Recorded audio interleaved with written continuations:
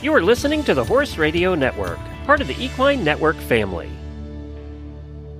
This is episode 777 of the Dressage Radio Show on the Horse Radio Network, brought to you by Kentucky Performance Products. The Dressage Radio Show is the official podcast of the United States Dressage Federation. Today, Megan and I chat with my student, Mandy Endfinger, on her long journey with her horse, Chloe, and earning her USDF silver medal. Festival of Champions report with Christina Morin Graham on competing at the FBI Grand Prix and Sienna Busking on becoming a para dressage champion.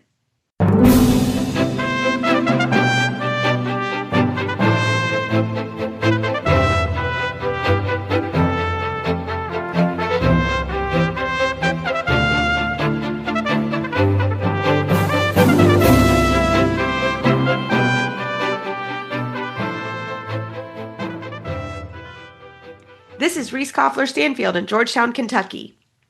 And I am Megan McIsaac from Oregon, Wisconsin, and you're listening to the Dressage Radio Show. Hey, Reese. Hi, Megan. How are you? I'm living the dream. Woo-hoo. Yeah, I am too. That's why I have a cold. So I am sorry, everyone, that I have a cold. I think I've been having a good time in life. What you been up to? Well, I've traveler. Kind of been all over. Yes, you and I both had trips. So, how was yours first, and then I'll go into my journeys. I had a great trip. I needed time away from home, and I had a client that needed a horse, and it was wild. I mean, it's kind of weird because it's like a business trip, but it was vacation, right? Because I got to get out of the country, go to Europe, see different barns, see different training styles, see a different caliber of horses. So I was just inspired coming home from the trip. And I even rode my sale horse better. He was like, "Whoa, who are you?" Where'd you go? Where'd you come from? Because you were in Denmark, right? Yes. Yeah. He was like, "You can go back there." Like, wait, mom is improved. What just happened? Yep. And how about you? Where did you head to? Same kind of thing. Like, I did actually not work as much. I did go. I think I've talked about him before when I bought him last fall, but I own a yearling in the Netherlands. Yeah. And I kind of bought him sort of on a whim just because he made me smile. I don't know what it was. I just saw this horse and I was like, he is precious. He is a brother of one of my Orleans time of my 6-year-old. He's his little brother, same mother and different daddy. And I don't know. I just saw him last fall. And I mean, he made me smile from the beginning. And my husband's like, I never really seen you smile like that. Like, he's like, I don't know. He's like, buy him. I was like, what? Okay. Don't say less. So we call him Legs because he has really long legs. But Legs was a yearling colt and cut himself badly in the field. We don't know how he did it. He cut the back of his knees. And we're like, how did you? He must have jumped on something. We're not sure what or how. But anyways, Legs had to come in the barn. And shout out to my friend Samara, who has taken beautiful care of him because he was feral. So they had to deal with that.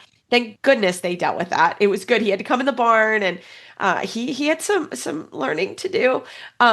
So we're thinking that's a good thing. And I just wanted to go see him in person. His knee looks awesome. They did a great job.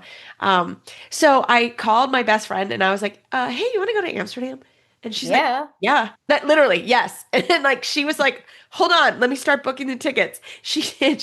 And my best friend is amazing. She is American saddlebred rider and judge. So, she knows about horses and she breeds also. So she was game. And so we flew in and what can you do with a yearling? I basically had to like pet him. Pet him. I gave him his first treat. I was so I brought treats and he didn't know what it was, but I was like, here, this is your mommy. I'll be back in a year. And so it was just fun. And then we spent 3 days in Amsterdam, or 3.5 days. And we just toured and like did normal people things. Cause same, like when I go to Europe, I don't usually have time to go do anything. And so went to the Rijksmuseum and we went on a food tour in Amsterdam, which was great. We went on also a canal tour. I had done it before, but we had our food guide told us. I mean, it's just fun how that kind of like your trip evolves. And that's what we did. we used a great app. I've told my college students too. It's called City Mapper. Brooke was amazing and took care of all the logistics, which I love. Normally I'm logistics, which is why we end up in random places. But Brooke did a great job, and that was so fun. So it was just a great trip. All same as Megan, like I needed a little time away. I didn't realize I'd been away a little bit this summer, but with family. I mean, this was just truly like we had a couple things planned, but we just was so organic and we just had a great time. So highly recommend going on a girls trip, which was so fun. So it was great. And then now we're back to the grind, which is probably why I have a cold. I have horses kind of going everywhere. I literally have horses at 5 horse shows Wow. and the event horses are places and our regionals. You and I decided not to go this year. Which we have our local show, like our KDA show is the same weekend. So I have a ton of horses going to the horse show here. We have horses in Michigan. I have horses showing in Florida. Like it's just all over the place. So we've been busy getting everybody ready. So it's going to be a fun weekend. And fall's always busy for us. Trainers, we really get hammered. So I probably should have had more vitamin C, if you know what I mean. Yes. Yes.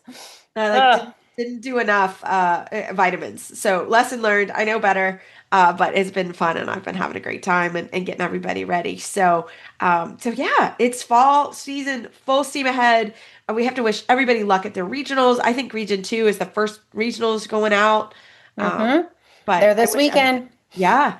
It's this weekend, and then just everybody's coming, and so good luck to everybody at the regionals and their in finals. If you make it, we are thrilled about that as well. So, but yeah, we have a great show. We're super excited to be back at it, and we hope you enjoy. We have awesome guests for tonight. We hope you really enjoy them. Are runny poop and dirty butt challenges for your horse? Does his diarrhea have you both down? Does he struggle with bouts of colic or other digestive tract issues? Or is digestive distress due to lifestyle changes, travel, illness, or injury, or antibiotic use? Probiotic Wise is your supplement of choice when a balanced hindgut is your goal. Available in powder or paste, Probiotic Wise is a concentrated source of both probiotic and prebiotic that captures and sweeps pathogenic bacteria, supporting healthy and maintain healthy gut tissue and sustain a robust microbiome. To see if Probiotic Wise is available through veterinarians is the right choice for your horse, speak with your vet or visit kppusa.com or call 859-873-2974. Well, tonight on the Dressage Radio Show, I am so happy to invite my friend and someone that I really admire for her journey. I've been a part of her journey with her horse, Chloe, but I want to invite Mandy Endfinger on the show. Mandy, welcome to the show. Hello. Well, girl, I don't even know when we met, but first of all, tell everybody a little bit about yourself and also a little bit about your story, because it's pretty awesome. All right. Well, I'm a full-time worker. I've got 2 boys at home, 2 teenage boys. And in addition to all that, I run a blanket cleaning and repair business and try to ride my horses once in a while.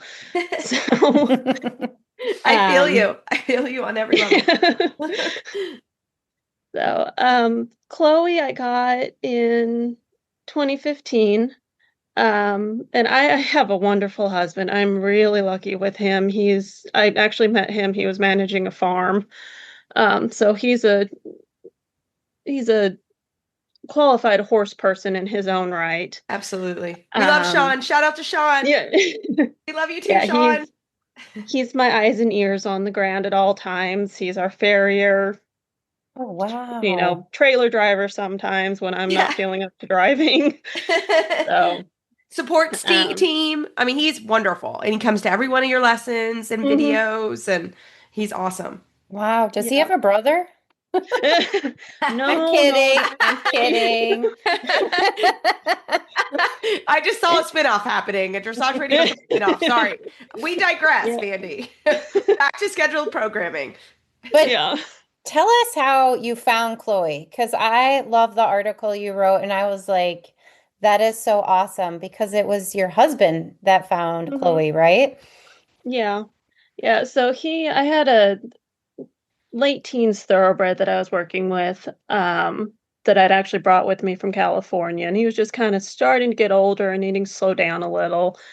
And Sean had actually been looking online without me knowing on Craigslist. And I'd always told him I would love a dapple gray mare.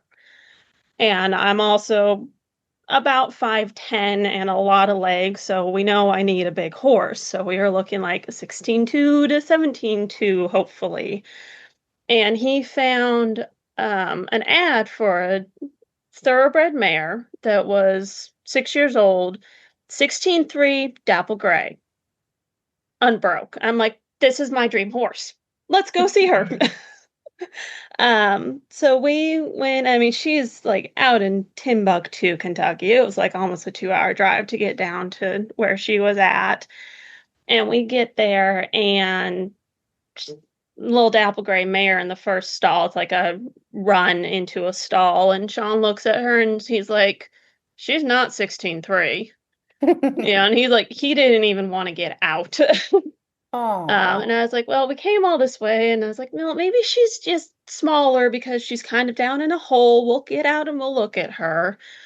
So we get out, and the girl that's the owner and trainer of the farm gets out and starts talking about her and brings her out. And yeah, she's nowhere close to 16.3.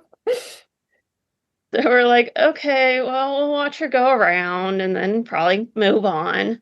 And we watched her go, and the lady just kind of chased her in the round pen a little. She'd had her for 2 weeks from the lady that owns her, and had gotten maybe a week's worth of groundwork in on her because it had been raining so badly. mm-hmm. So there wasn't a whole lot that she could show us. We were like, she's a decent mover, Mm-hmm. and she seemed sweet. So we went home and talked it over and kind of mulled it over. And it's like, well, she's kind of small, but you know, she's not badly priced for what she is. I mean, she's cheap because Mm-hmm. she's a 6-year-old unbroke horse. I mean, she kind of led mostly. So we got a hold of the owner and made her an offer and went a little back and forth with that. And we are like, well, this is what we can get out of the bank with it now being Sunday. And she agreed to it, and we went and picked her up. And she actually kind of shocked us. She just about walked straight on the trailer. We were like, okay, we can do this. Aw. So yeah, that's how I got my high 3-figure horse, is what I call her. It's true. And she is amazing. Like around the trailer, I have to say, one time I looked up Yeah. and the girls are here for a lesson and like a UPS truck drives by and I was like, Mhm. oh my, Chloe's just standing there. I was like, oh God, think it was Chloe because it could have been bad. So tell Yeah. us, Mandy, I mean, we started working and I can't again remember what time when you started to bring her, but she was pretty Mhm. young at that time and you said, I want to get a silver medal. And I was like, okay. So we Yeah. started, right? Yeah. So we got her in June of 2015. Swung up on her back in August of 2015, and then kind of got her going in the fall and brought her for her first lesson December of that year. And it's hilarious to look back at the video of that lesson and what she does now. And I mean, it was like Speed Racer in your ring. I think it would be fun to see a test We from should. this year and then the first lesson. I think that would be so cool to see the transformation. Hmm. Oh, I could definitely do that. I've got plenty of videos of her. So I got a Pixio when I started taking lessons, shortly after I started taking lessons with Reese, so I could always record them. So I've got plenty of video of that. And then my husband will either do pictures or video at every show. So like I said, I'm lucky to have him. I think that is so neat because when I think of a thoroughbred, like what was your most challenging moments in getting her started? Because when I think of thoroughbreds, I think of them as slightly feral. And It doesn't sound like Chloe is that Megan, way. you got to spend some more time in Kentucky, girl. I think I I'm do. like, I'm whoa. open to doing that. So The entire state just went like, Megan. well, Yeah. I'm being honest. I mean, like that is my perspective. So change my perspective. And she isn't, Mandy. We don't think she's all thoroughbred though, because she has a really beautifully dished face. Like we think she's something else, right? Oh, I've had so many suggestions on her. I mean, Arab cross, Lipizzaner cross, Andalusian cross, Connemara cross. Yeah. Yeah, she's very delicately built. Yes. Even now, if I pull real hard to one side, I can kind of pull her off balance just because she's just so delicate. And she doesn't overly move like a thoroughbred. She doesn't No. have that cookie cutter. But yeah, we were told that supposedly she was a full thoroughbred and that it was like a mare and stallion owner got together and were going to sell her once she was born. And then they had a falling out in between. So, like, we have no idea who her parents are. There's no registration paper. So, there's nothing to prove whether she's actually fully thoroughbred or not. Right. So, again, she's my unicorn. So Is what I call her. What are some challenges? I mean, you've done such a great job. What are some challenges that you would say over time that we've worked through to get her to the FEI levels? She is challenging because you can just tell she has this opinion anytime I ask her for a more difficult maneuver that she's just like, I can't do this. And she shuts down, she throws a fit. She decides, no, I can't do this. And I'm never going to be able to do this. And it's like, no, actually you can. Yes. So it usually takes several months of discussing with her that, no, you can do this and you're going to do this because I know you're capable. And then at some point, she just kind of gets this light bulb moment of, oh, this isn't so bad. And then it's just pretty easy usually from there. And it's different things have taken different amounts of time to get to that point with her. So. I love that. And how do you, like, through those phases, how do you keep your thoughts positive? How do you work through that? And do you enjoy the challenges? Oh, yes and no. Yeah. I do spend a lot of time being like, I'm not capable of teaching this horse this. And I do have to push through that block on myself as well, that no, we can both do this. And it is challenging to not get frustrated with her, especially when it's like, I know you've done this before. You've done this quietly. And just having to work through the combination, because it is challenging, because a lot of what I've done with her, I had never done before I did it with her. Right. Exactly. Up until second level, okay, I'm teaching her things I know. Once we pass that point, it's the blind leading the blind. I mean, Reese is amazing. I love taking lessons with her because of both our schedules and just the time it takes for me to get to a lesson. I usually only get 6-ish lessons a year. Yeah. So a lot of it I'm on. Wow. He does a lot. And most of the training is Mandy and Cham. Because they live far. They live far away. Probably an hour and a half from me, probably. It's about an hour. Yeah. But I don't know if you realize this, but yeah, to get a lesson with you, it's usually a 5-hour activity. Yeah. No, I get it. It's a half a day. I mean, I feel the same just when I have to go in Wellington somewhere. I mean, I think that's the hard part, right? Of also being, you work full time, you have three, two boys, and Sean, we'll put him in there. You have a family, and and you also have a huge blanket business, right? That you do to help fund the whole experience. Yeah. And so yeah, I mean, I think we all respect that, of like how hard it is to get training, and and that you have to do most of it on your own. And so that's why, the way you use video and PVO and Sean is so integral to your success. I mean, I think you're just a testament of like you want this. And there was a time though where we had talked about selling Chloe, right? Mm-hmm. Yeah, when I had her going third level, we were kind of thinking that she kind of was getting topped out on her ability. Yep. Um, and yeah, I did put her for sale, and that was probably one of the most mentally damaging times of my life. Yeah. Oh, and she's Yeah. not for sale anymore, right? No. No, Good. she'll probably die on the hill we live on. And now, At this point. do you find this journey that you've had with Chloe and Reese and Sean that you have built confidence that you can do it? I mean, your story is amazing. Look at what you've accomplished. It's been a very slow process, Mm-hmm. and again, a lot of challenge, a lot of frustration, but it's made me a better rider. And yes, because of the way I've done it, I do have the confidence that I can now take a new horse and train them up to that level, and then hopefully past the pre St. George that I've gotten to, and and I'm also lucky that I had a trainer when I was younger that just gave me the ability to train a horse.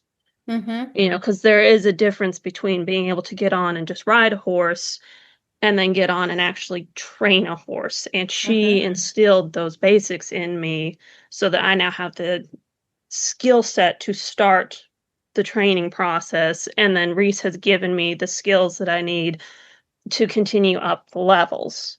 Mm-hmm. Now, am I capable of doing any training whatsoever? I know there's a lot of things that I'm still green on, that still having the guidance of Reese, having Sean on the ground to help point things out to me is still extremely useful. Yeah, and I think, all of us need coaches, right? I mean, I think that that's, Mhm. we're in a sport that will need coaches forever. And like you said, because now, you talked about kind of what's the next plan, right? And so tell everybody about your next project. I mean, it's really fun. It's literally, I've been part of that one from the literally beginning. So tell people about that one. So again, my wonderful husband was looking on Craigslist. Again?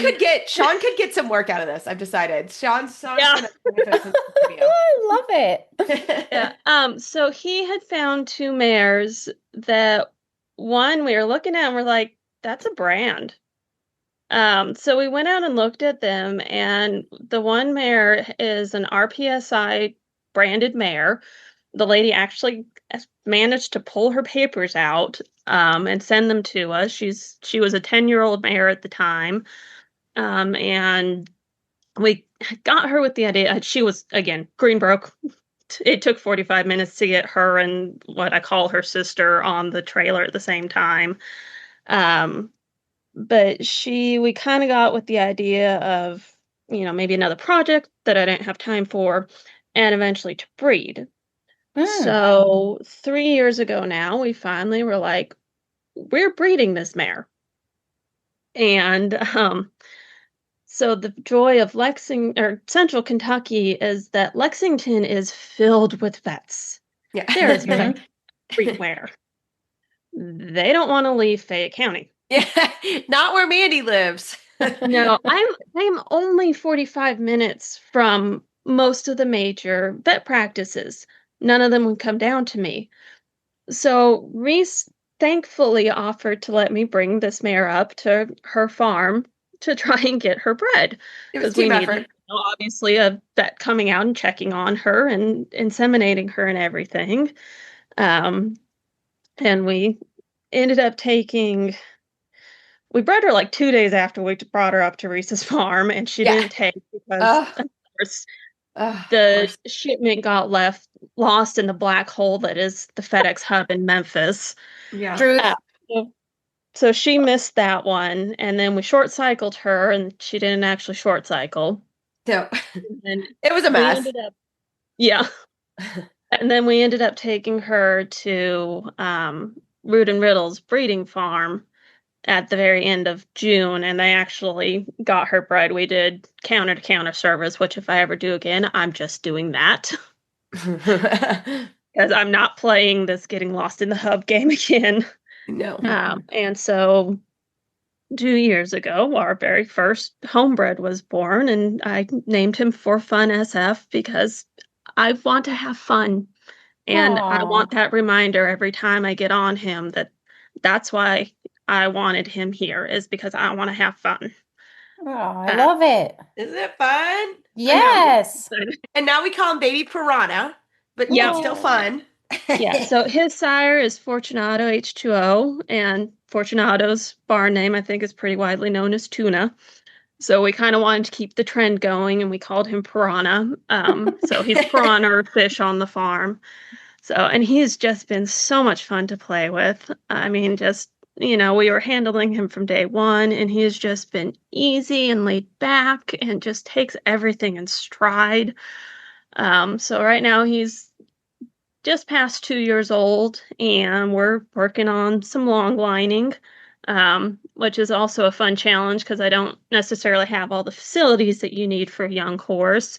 So I don't have a round pen.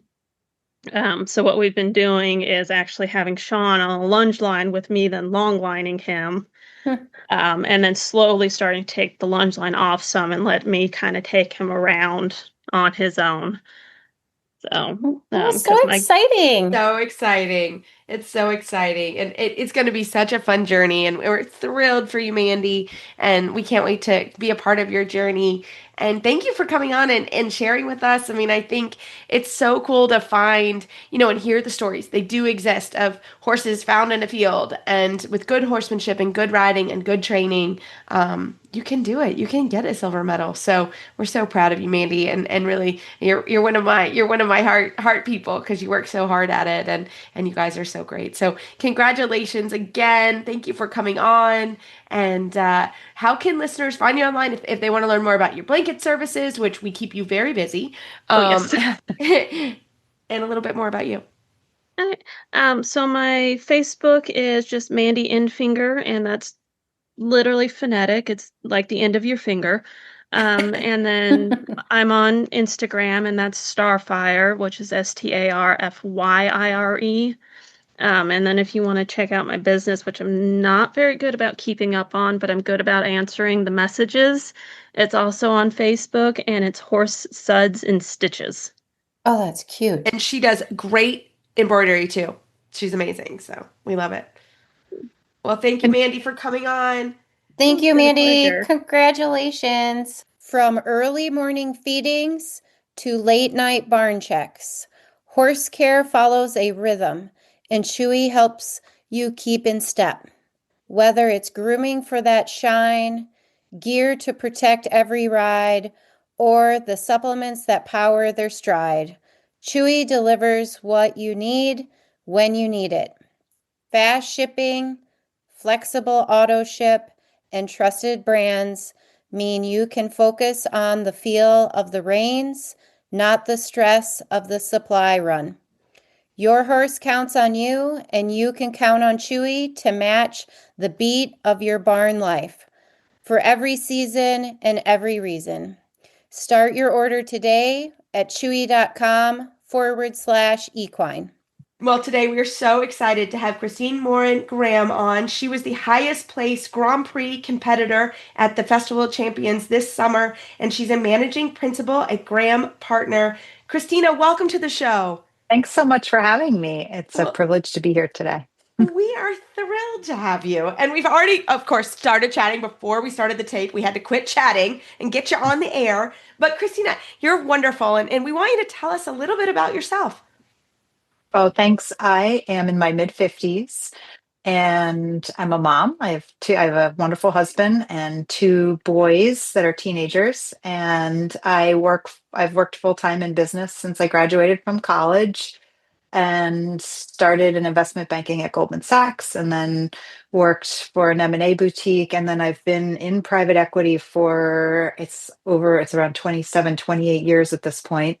And I'm a partner at Graham Partners and oversee all of our capital formation, and investor relations activities. Although I started as on the investment side and focused on that for the first however many couple decade, I don't know, decade and a half, and then shifted into more investor relations just because with the family it became a little more manageable. And then on the riding front, I grew up as I was a horse girl, which my teenage boys have explained to me as not cool. I thought being a horse girl was very cool Yes. and great. And my Don't teenage believe boys 'em. have told me that being a horse girl is not cool based on their experiences in middle school with other horse girls. Oh, But I think they're smart. I think those boys are like, stay away. And let's be real, it's probably smart, but yeah.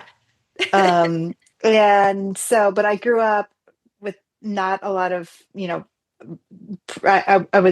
know not a lot of money and borrowed ponies, and I just loved horses and, kind of scrapped it together to make it work, and then stopped, of course, for college. And after college, actually, I played polo in college because it was the cheapest way to ride at the University of Virginia. And cute boys. I'm just assuming that was maybe a draw. Just saying. And then I graduated and went to New York City and worked a lot and everything. And then finally got back to it about 7 or 8 years ago. And I was like, I just want to get a nice horse. And I didn't know what I was going to do. I told my husband that I was a one horse girl.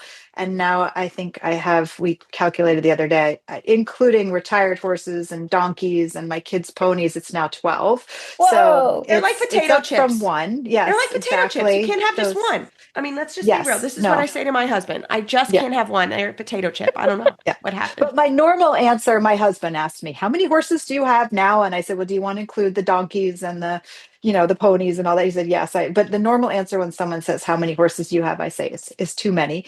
That's I've decided that's the best answer to give. So I told him one horse and I didn't know what I wanted to do. And I got this fantastic, he's actually a Mustang Trakehner Cross. Oh, wow. And his name is Merlin. And he's actually going to the Region 8 championships with a lovely woman who rides him at my barn now, because I sort of moved past him in terms of his ability.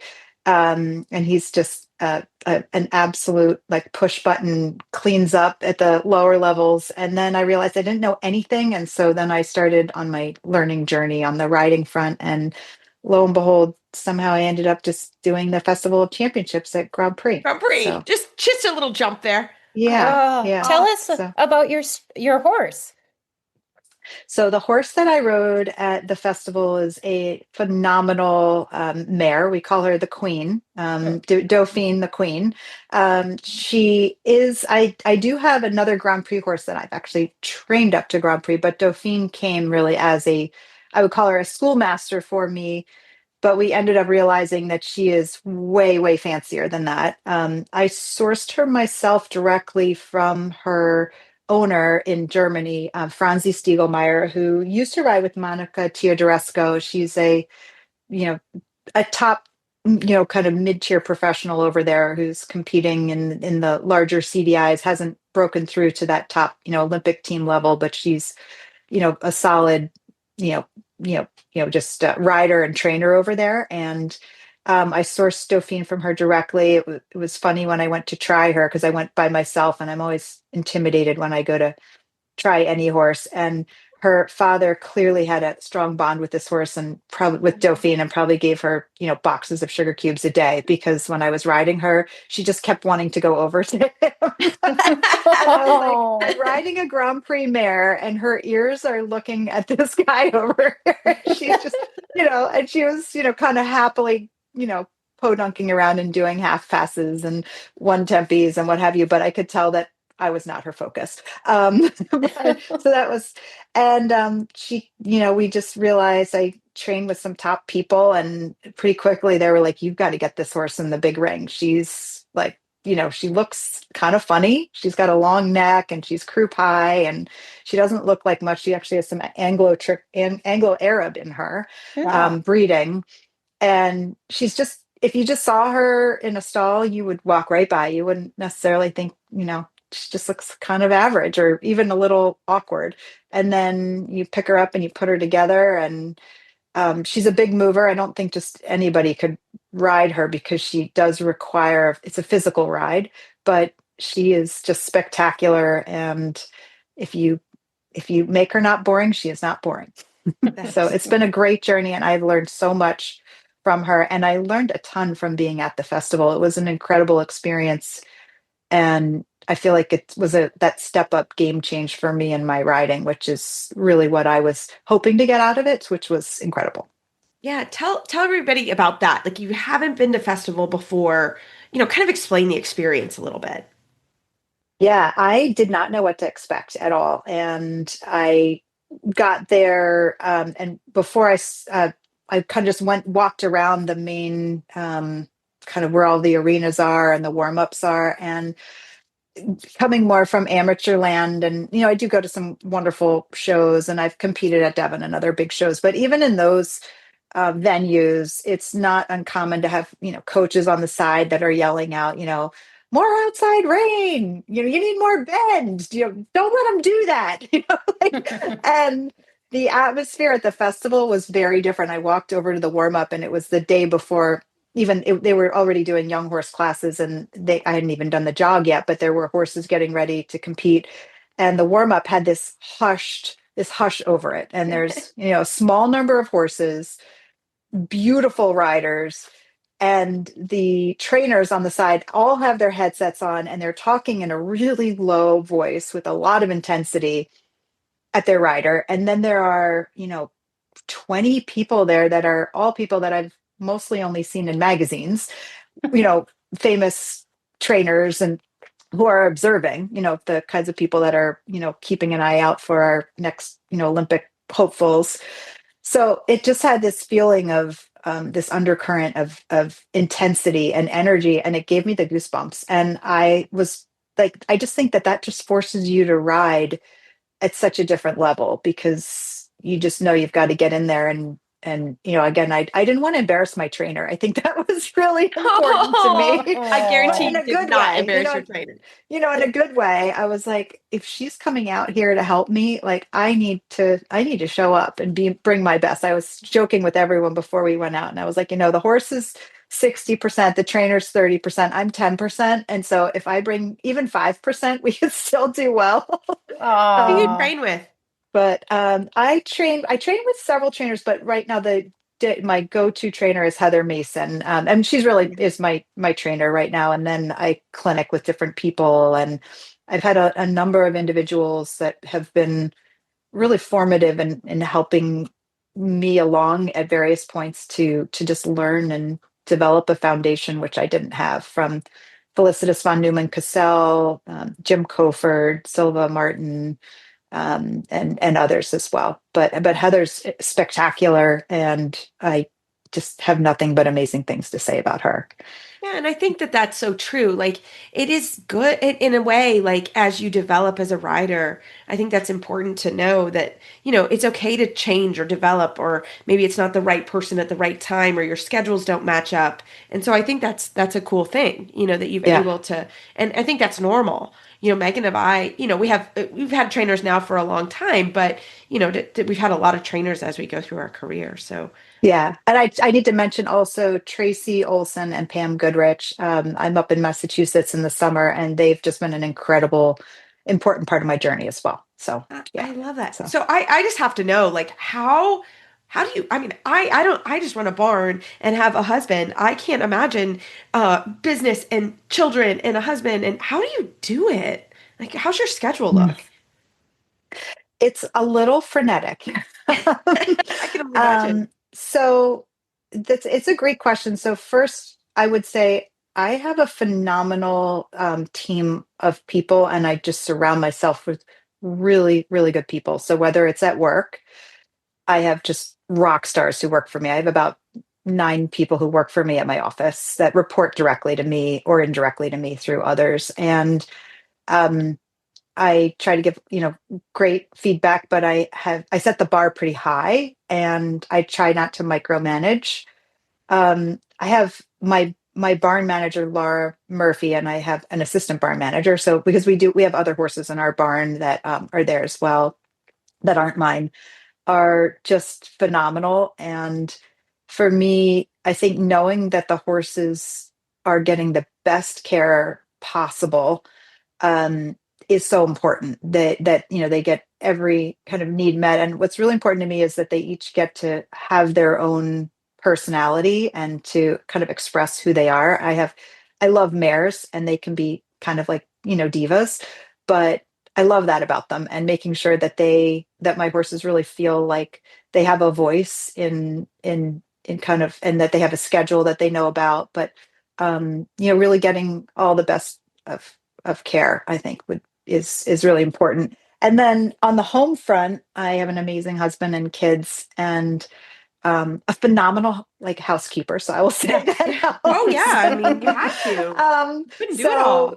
Yeah, so I have to say, just knowing, having an amazing team on that front, and so I'm incredibly grateful. It's a privilege, and something that I don't take for granted. And not I do think there are aspects of my situation that allow for me to have excelled at the level that I have, that aren't necessarily available to every amateur, because it's an expensive sport. These horses are heartbreakers. I've had some major losses that have been devastating, and I'm in a position, fortunately, where and again, I'm not buying $1 million horses, let's be clear, but where I've been able to say, okay, I can get another one. And there are amateurs out there who pour everything they have into what they do, and I have friends who do this, and then their horse colics or what have you, and like they can't they can't recover and do that, because Sure. It's just the commitment and the financial requirements and everything are so vast. And so my heart goes out for people like that, because it is a privilege to be able to do it in that way. So so really good team, and surround yourself with really good people. And I'm a big believer in no drama. I love that. Love I agree it. with you. Say less. Totally. You can't, when you're competing at that level, like that's it. You can't. There's not time Yeah. or energy. So that's amazing. So what's your next plan?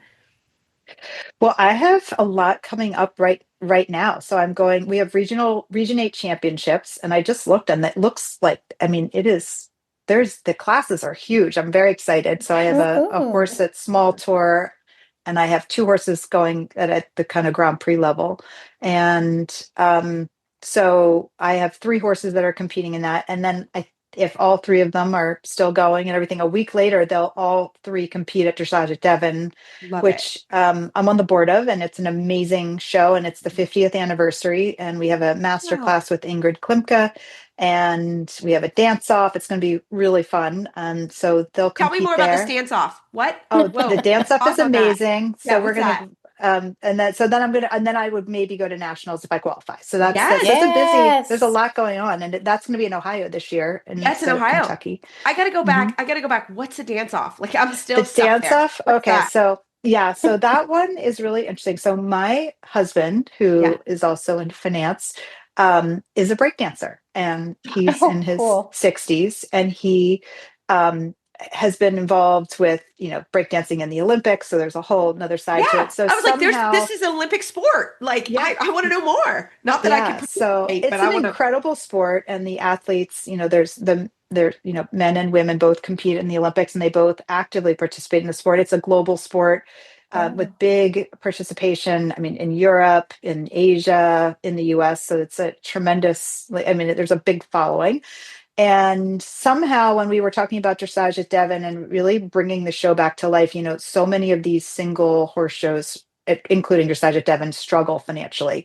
And, the series of shows that have crept up, whether it be Wellington or in other places, can spread their costs over a much broader sequence of shows. And so these single shows have struggled. And so we were really trying to figure out, how do we keep the show alive? And we decided that part of the strategic mission, that we needed to put in more events that would attract more spectators and more corporate sponsorship that might be interested in a specific niche or aspect, and that would appeal to a broader audience. So the dance off, we've done it now for 2 or 3 years, and we're doing it this year. was our judges were breakdancers that participate on like an Olympic level. Wow. And in fact, we had the Olympic gold medalist there last year from Canada, from breakdancing as one of the judges. And the horse and rider combinations come in and they have to ride to impromptu to music that they don't know is being played in costume. So they got they got to pick eras. I think Silva Martin won last year and she was the 60s. And if you find a picture of her to put in your podcast, or like anyone should look her up because it was unbelievable. Her whole setup was just phenomenal in her. And then they get judged based on a combination of their dressage and of course, their kind of costume as well. And the music was really uplifting and fun. And I think all of the riders who participated, Lauren Samus won 2 years ago, and she was phenomenal. She did no-handed one tempies down the center line. Oh, get out! Come on, I want to do this. She dropped her reins and just put her hands in the air, and her horse Daisy did one tempies all the way down, like something like 20 in a row. It was insane. So cool. With no reins. So I think not that we encourage that all the time. People, Lauren's very good. She's a medalist from the Pan Am Games. Don't do that unless you're qualified. Sorry, I gotta put a time out there. Like so I think that for the people who participated, they just thought it was fun. And I work on a committee with George Williams and Ann Gribbons, who are phenomenal human beings. I've learned so much from them, and it's a privilege also to work with them. And they are on the board of Dressage at Devon. And so we work on the masterclass together in terms of scouting both the presenter of the masterclass as well as the riders that will be the demo riders in the masterclass, which we've also been doing for a number of years as part of Dressage at Devon. And so I ran this concept by them of this dance off. And I said, so, we're going to have these horses. It's going to be impromptu riding. It's getting judged by break dancers. And what do you guys think? And there was absolute silence. And then I was like, this was before we did the first dance off. And then I was like, oh, okay, well, let's just move on to the masterclass.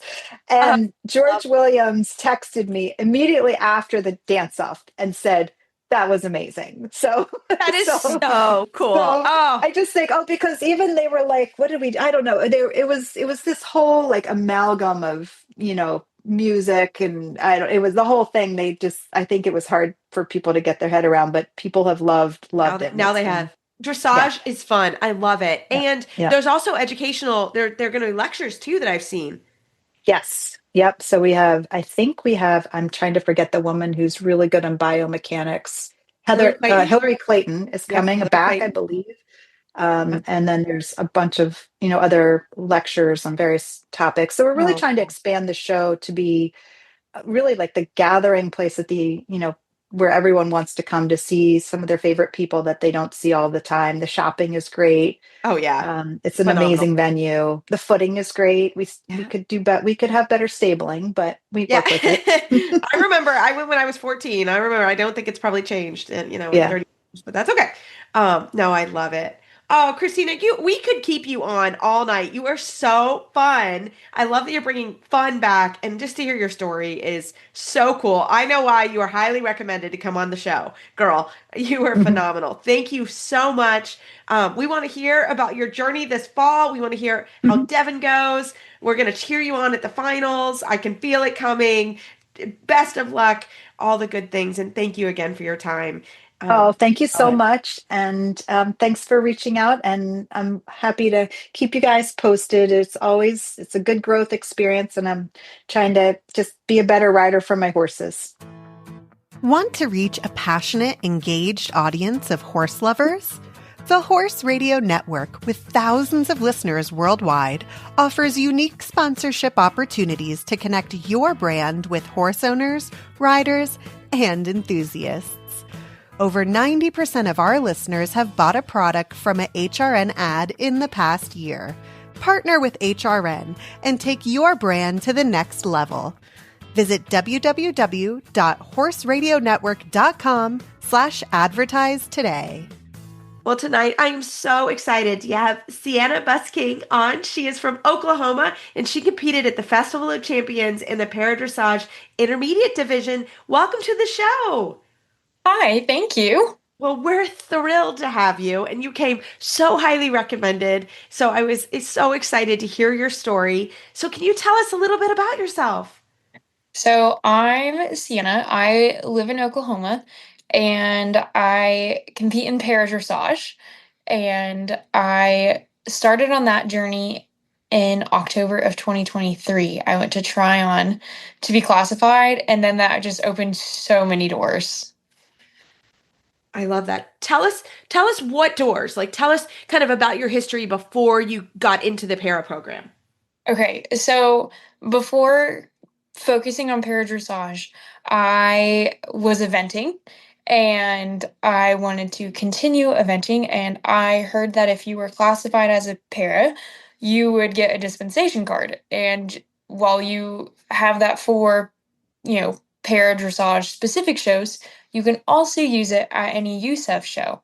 So that was my whole goal, was to go be classified so I could still continue jumping, but use some of the aids that I'd been using to school at a competition. And while I was in Tryon, it was one of their last qualifiers for the 2024 Paris Paralympics. And so I got to watch, I watched Rebecca Hart ride, I watched Bea ride. There's so many wonderful people. And I thought, man, like this would be really cool if I could figure out how to, you know, go kind of down this path. And lo and behold, there is a trained para coach that lives like 20 minutes away from me. No way. That was Oh my gosh, stop it. like one of the founding people when they were piloting the program. Get out. So That's a sign. So when I was up there getting classified, after my appointment, I sat and I was watching everyone, and Michelle Asseline, who is the Paralympic team coach, came and sat by me, and I had no clue who he was. And he sat down and he's like, "Oh, so do you like horses? What are you here for?" And I was like, "Yes, I do love like that. horses." And told him I was there being classified, and that while I just drove 14 and a half hours the day before, I figured I might as well sit and watch the show. And then I go and I look over at him and I'm like, "Well, do you like horses?" And I had no idea who he was. And he's like, "I do." And then he told me he's the team coach for everyone. So he was a big part in, asking where I live, figuring out. And he says, "Oh, I know someone that lives really close." And Laureen also knows someone. And it was Roberta Clark. So she's been my trainer So cool. since then. And I was riding her horse at Festival of Champions. So I went there thinking I was going to be jumping, and here I am actually doing para dressage. I love it. Just because you were chatty and networking. I love that so much.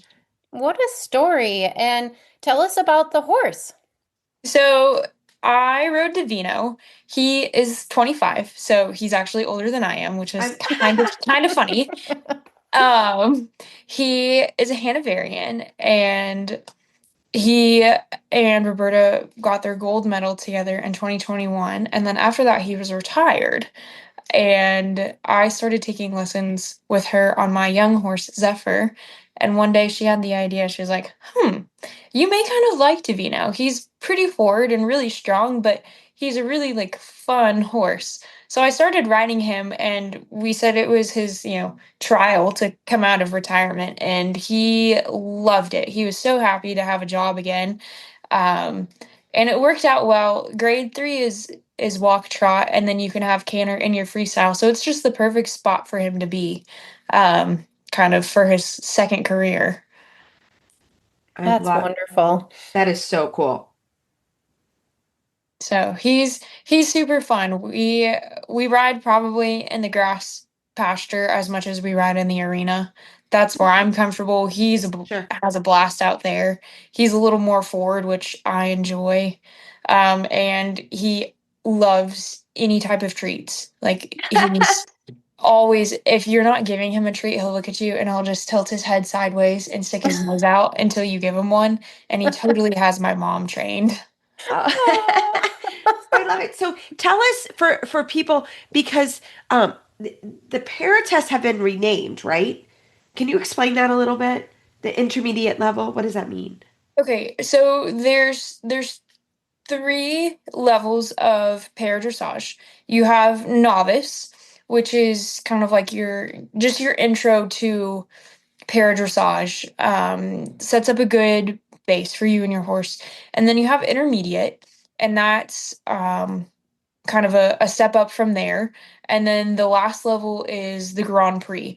So they added novice in not too long ago and gave just kind of like another stepping stone into the para world, because the intermediate tests, they aren't, easy by any means. Mm-hmm. So at festival, they added intermediate for the first time this year. They used to only have Grand Prix. So I got to compete in their first nationals with intermediate, which was really cool. That is so exciting. And tell us about your experience at the festival. It was your first time going. Yes, so it was Davino and I's fourth show together. No way. So we had done one show prior. We did one novice and we're like, okay, we can move up. We just did it to see how we would get along in a show environment. We did our two intermediates, which we did like the first show on the Saturday, the second show on the Sunday, and got all of our scores and qualified. And so then off we were to Lamplight, and it was amazing. I've never seen a show facility like that. Right? It looked like It's something beautiful. like out of a movie or a magazine.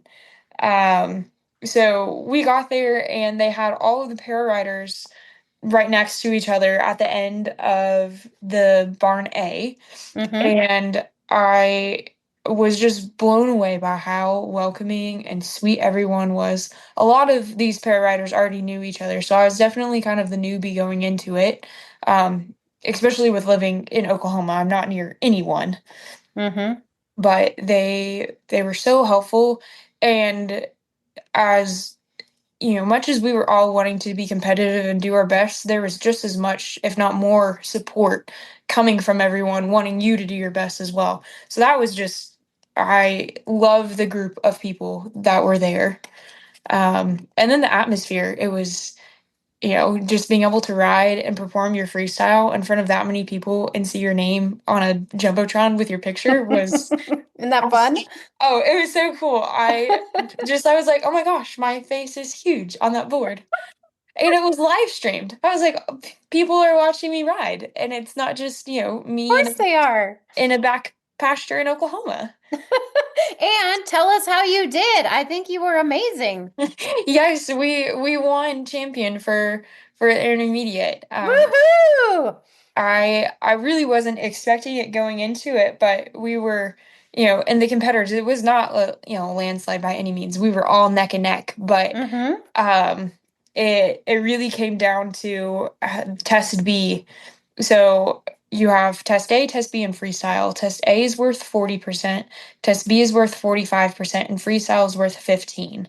So I came in first on test B and had a pretty good jump ahead in my points on that one, and then was able to maintain the lead after the freestyle. And I kind of laugh because, and I can say this now, and I think it's a little funnier than I did in the moment. Test B, I had a rider error. It's the first time I've ever done that. I was going around, and all of a sudden, I forgot what I was doing in my test. Well, you were looking around. You were distracted by the beauty. I know. I was just kind of like in the moment, and then I realized I don't know what I should be doing in the next moment. So I was the first rider in that test, so I came out of it and I was like, well, other than where I messed up, like I felt like it was a solid test. And then realizing later that I won first, just kind of goes to show you like it's the next movement that counts, and if you mess up on something, like it's not a total loss. You just keep going. So that was a fun moment. It's a little cooler now, that I'm not being like, man, I just messed up on live stream, and the announcer was like, and she was not supposed to do that movement. So well, we have all been there and we know what it's like. And I think what's really special is you came in with no expectations, and you were enjoying the moment. I mean, you won the moment. I think that's wonderful because I tell my students that all the time. Just be grateful to be on your horse at this horse show, and you really did. So Sienna, where do we go from here after festival? How cool is that? What's the next step? So my next step is to get my international classification. So right now I'm nationally classified, and to be internationally classified, I have to go to a CPEDI and ride in front of judges from different countries. And if everything goes to plan, I'm doing that in October. Woo. So then after that, it will just be going to more shows, getting more scores under my belt, and I would love one day to compete on the Paralympics team. That would be the ultimate goal. So now it's just breaking it down into, bite-sized pieces of things that I can do now. Yes, absolutely. Well, girl, we want to first of all congratulate you on festival, and then we are going to be on with you on this journey. And girl, when you make that team, we want you to come back on the show. How does that sound? Absolutely. I would love to. I love it. Well, thank you so much for your time tonight. You were amazing, and we wish you so much luck on your journey. Thank you so much. I appreciate y'all. Well, Megan, how are you enjoying our book club book? I'm loving it. I'm learning really a good one. lot Yeah. on exercises on the ground, which I'm finding I have a hole in my training. I don't disagree. This is such a cool book, and it's really good if you're sort of, we had that really hot run here, and so I was like, we're working on some of this in the walk, and it was awesome. So the book is, drum roll please, 33 Strength and Fitness Workouts for Your Horses by Jack Ballou. Yep, and it's through this month. So we hope you're enjoying our book club. You can get the book through horseandriderbooks.com. Trafalgar Square, they're wonderful, and it's an awesome book. So please get reading because we have our discussion with Jacques coming up. And as always, you can find our show notes and links to today's guests on our page at horseradionetwork.com. Search Dressage Radio Show. Like us on Facebook, just search Dressage Radio Show. My website is maplecrestfarmky.com, and my email is reese@horseradionetwork.com. And my website is lindenhoff.com, and my email is lindenhoffllc@gmail.com. We'd like to thank our friends and show sponsors, Kentucky Performance Products and Chewy. If you'd like to support our show and the Horse Radio Network, you can do that through the auditor program found at horseradionetwork.com. Keep on kicking on until the next show. Talk to you soon.